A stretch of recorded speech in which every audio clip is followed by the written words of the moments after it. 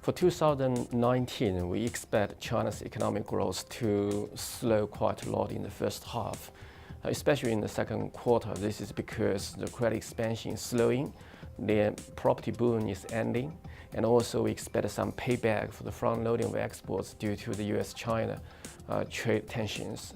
We also expect durable goods sales to slump in the first half of next year. Although China's personal income tax cut and also some stimulus measures will offset the slowdown to some degree, but we don't think it's enough. So that's why we believe that growth will slow, especially in the second quarter, to below 6%.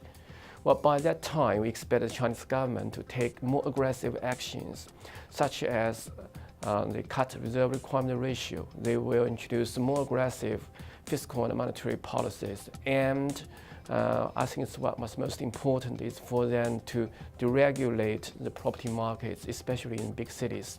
And by doing this, we expect that growth will be stabilized in the middle of next year, especially in the third quarter next year.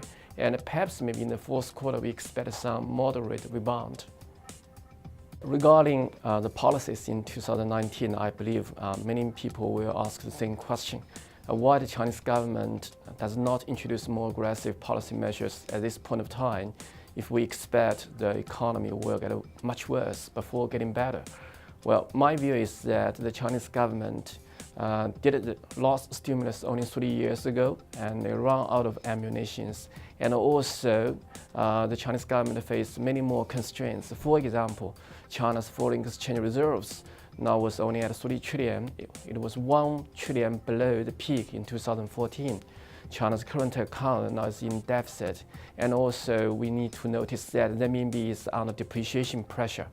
Another reason for the Chinese government not to be able to introduce those aggressive policy measures in the short term is because 2 years ago, they introduced many restrictions in the property markets. And I believe that those policies are not market-based, and they brand those policies as long-term. Just because of those long-term solutions, it's very difficult for Beijing to scrap those policies in the very short term. Only when the economy is getting much worse will Beijing seriously take into account of those reforms which will liberalize those property markets in big cities. And I believe that scrapping those restrictions in big cities will be the key policy move for this policy stimulus.